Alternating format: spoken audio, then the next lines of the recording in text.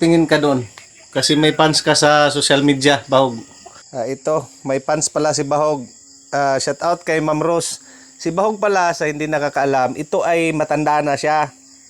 Ano na? 9 years na to.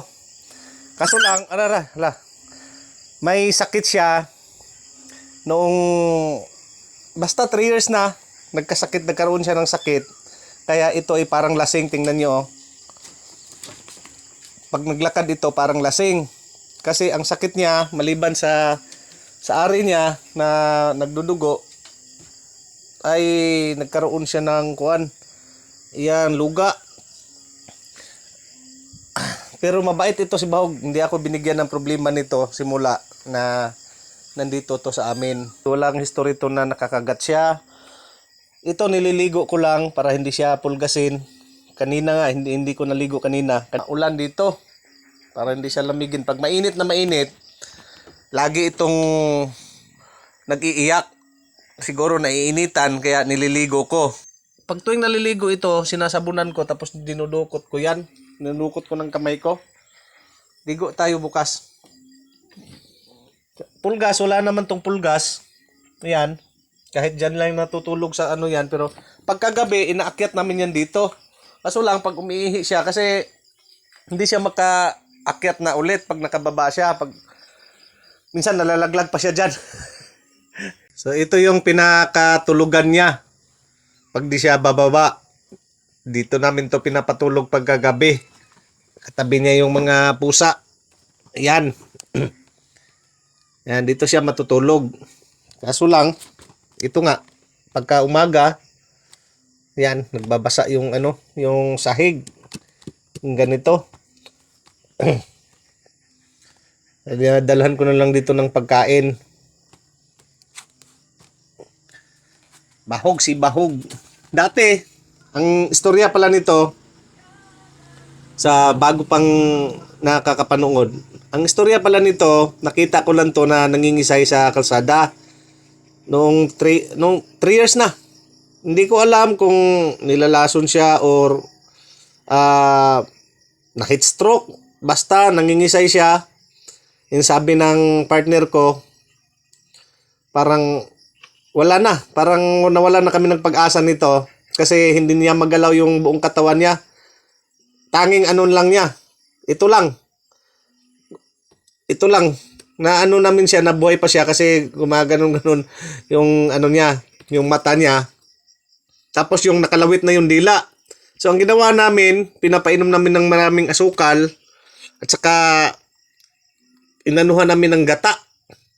So yung niyog, pinapainom namin asukal tapos gata. Tapos sinusubuan namin ng itlog. Tapos hindi talaga niya magalaw yung katawan niya. Lagi lang siyang nakaganyan. Matigas yung buong katawan niya. Kaya every 4 hours, hindi kami nakakatulog ng maayos. Every 4 hours, binabaliktad namin kasi para hindi naman siya mag-iiyak. Kaya hindi kami nakatulog ng maayos. Tapos sinusubuan namin to umaga at hapon. Sinusubuan namin yung bunganga nito. Hanggang 1 buwan. Hanggang pagdating ng 2 buwan, naka-recover siya. Hindi talaga fully recover. At least makakain na siya ng siya lang. Hindi na siya sinusubuan. So, hanggang ngayon, dumating ng 3 taon. Yun, magkaroon siya ng parang luslos. Tapos, nagkaroon ng luga. Yan, at least, namin na-survive niya. Kaysa doon sa isang aso namin na malusog tapos bigla na lang ditong nangisay pag uwi ng bahay. Ganun din. At saka natuluyan na talaga. Ito ay nakasurvive siya. So ito mga busing, nung kami napunta, nakatira sa bundok. Bundok talaga, as in na bundok. Kung sabihin nyo na nagfafag talaga buong araw doon sa tinitirhan namin mag-asawa. Tapos ito yung namin doon, yung maliit na kasama na lagi na lang nandun sa gilid kasi giniginaw. Ito yung tuta namin doon na kaya nga sabi ng partner ko kaya naging ganun to, parang ganyan. Kasi lagi siyang nakaganon. Kasi sa ginaw doon.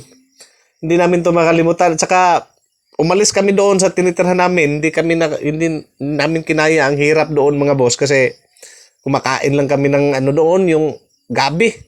Kumakain lang talaga kami ng gabi. Nadadamay pa to, saging ang ano nito, konsumo doon, tsaka gabi. Minsan lang kami doon sa isang linggo siguro, mga busing. Makumpleto namin yung umaga at saka hapon, tanghali at saka hapon na kain. Kasi 2 beses lang kami kakain sa isang araw. Siguro 4 na bisis lang. May mga 3 bisis, 3 araw kaming gabi lang yung ano namin sa saging. So ito yung kasama namin kaya hindi namin to maiwan-iwan. Nagkaroon ako ng trabaho nung panahon ng 2019, 2020, 2021. Basta 3 taon ako nagtatrabaho. Oo, 2. 2 pala. Sinasama-sama ko rin to sa trabaho ko. Kaya yun, nagda-drive ako, 2 sila, kasama ko, kaya love na love namin to Kahit nagda-drive ako mga boss, kasama ko aso, kasi bago ako nagkaroon ng trabaho, naglalako-lako ako. Dito, nilalako ko, Bukidnon, Davao, kahit Davao Oriental, buong probinsya ng Davao mga boss, kaprobinsyahan ng Davao, sinasama ko ito, 2 sila.